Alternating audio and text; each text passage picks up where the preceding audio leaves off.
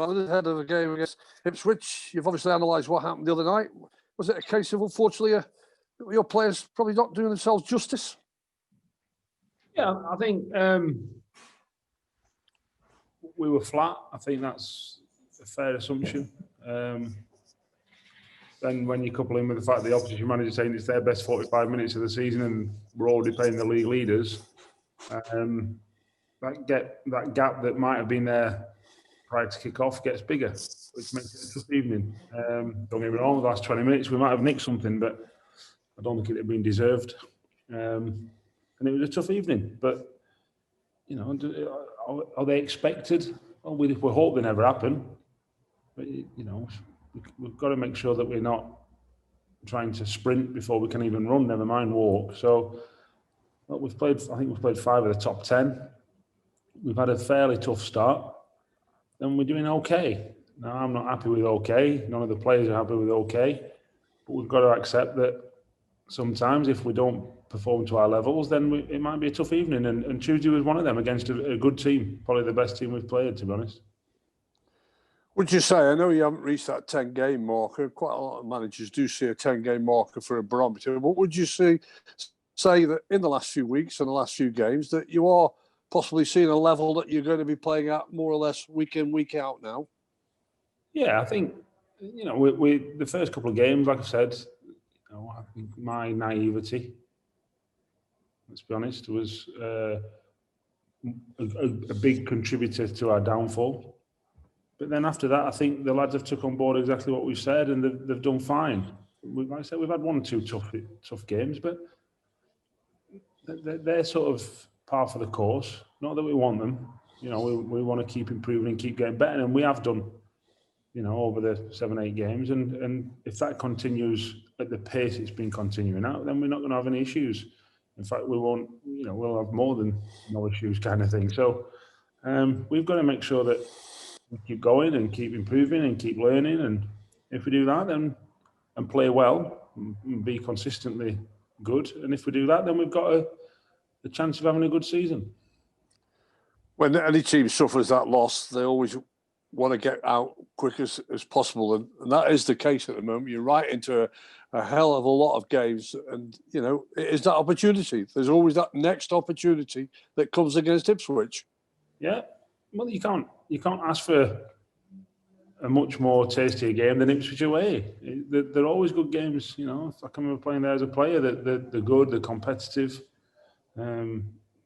Paul's a good manager. He's been around the block. He sets his teams up well. So, you know, they're tough games, these games. But that's what we're striving so hard to achieve last year, is to play in these games. With no disrespect, we don't want to go to Stevenage or Cambridge. If we're going 4 hours, we'd rather go to Ipswich. That's the bottom line. So, you know, we relish the opportunity, we relish the chance, and you know they're not infallible. You know, we're not coming up against Barcelona or Man City or whatever, or Liverpool. You know, it's Ipswich who are in the same league as us, and yes, they've got a terrific history, and they're a big club, but it's 11 against 11 on a Saturday afternoon, and that's what we look forward to. It's a little bit like 7 days ago when Saturday comes around. Doncaster Rovers, you know, a biggish club in League One, were going really well and up there, and a good home form. A little bit similar to what you're going to be facing, because Ipswich are in that bracket, aren't they? Yeah. We ticked that box and got over that hurdle last Saturday, and this Saturday should be no different. That's the plan. Like I said, we come up against the team who'd scored the most goals this season, last week, and you know, I think they had 1 or 2 other chances than the goal, but they certainly didn't open us up, that's for sure. And we've got to make sure that remains the case. And we take our chances when they come, and if they do that, then we've got a chance of winning the game. Has that been a little bit of the bonus? I know that you know Lincoln made a few chances on Tuesday night, but you aren't conceding many goals, are you? And you're hanging on in there, even though it's difficult to get back into games.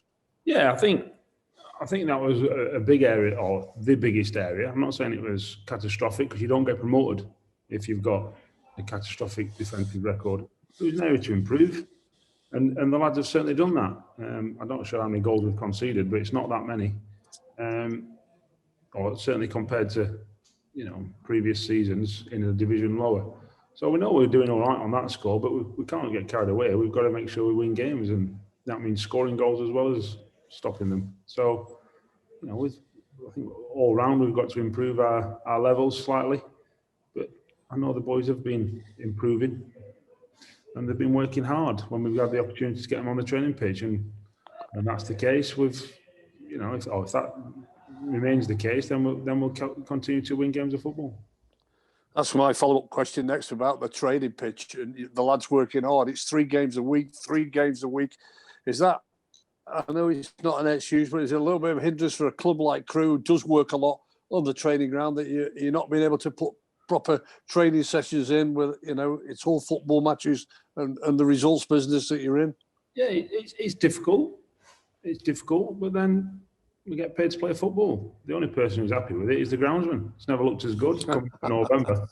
Honestly, usually there's pumpkins growing out of it for Halloween. It's like a carpet.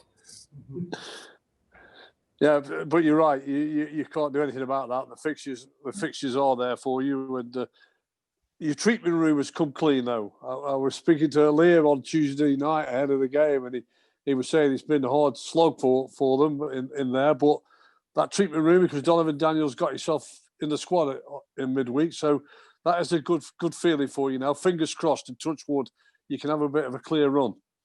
Yeah, look, when there's a lot of games, when some players have come without a pre-season, not kicked a ball properly since March, when we've had lads who've not kicked a ball because of injury since, the start of the year, you always, and then expect them to hit the ground running. That's a tough ask. So, yeah, we've had to be a little bit patient with more than 1 or 2. But once you get into your stride, then you're hoping that there's no contact injuries and no overuse injuries. So yeah, with Owen and Liam have worked extremely hard, and you need a bit of luck with them. But then I think I do genuinely think that the players themselves create that luck with how hard they prepare and how hard they work in the gym and before training and in the pre-ab and all that stuff, the stretching. I think it goes a long way to preventing injuries. You can't stop contact injuries, but I think they deserve a huge amount of credit. And like I said, so do the players. They look after themselves, they fuel themselves properly, and we try and do all that. And that's important with the amount of games we've had. And as I know you pointed out after Tuesday night that you felt that 1 or 2 of your own players didn't do themselves justice. Now the opportunity is there. It's down to them, isn't it? It's down to the players to do the talking on the pitch, as you've already mentioned, against one of the biggest clubs again in League One. Yeah, it's always the players. Honestly, if they win, they get the plaudits. If they lose, I get the stick. That's the nature of the business. Which is that's how it works. So it's always down to the players, and that's not me trying to put them under pressure. That's just how it works. And like I said, they've produced more often than not over the last 2.5 years, and we've got to keep that level of performance up. And if we do that, then like we saw last week at Doncaster, we've got as good a chance as anyone. And what is the reports on Ipswich? What are they? What are you expecting? They're a football team in Suffolk.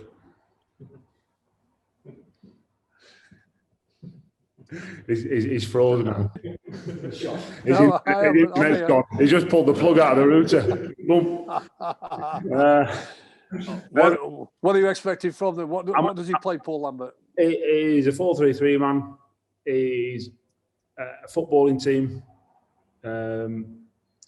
That they will try and open you up.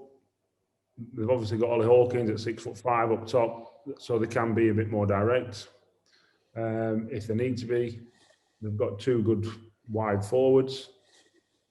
They've got enough about them all over the pitch, which you'd expect. It's Ipswich. You'd expect them to have a good team. So, it's going to be a challenge, but it's one we're looking forward to.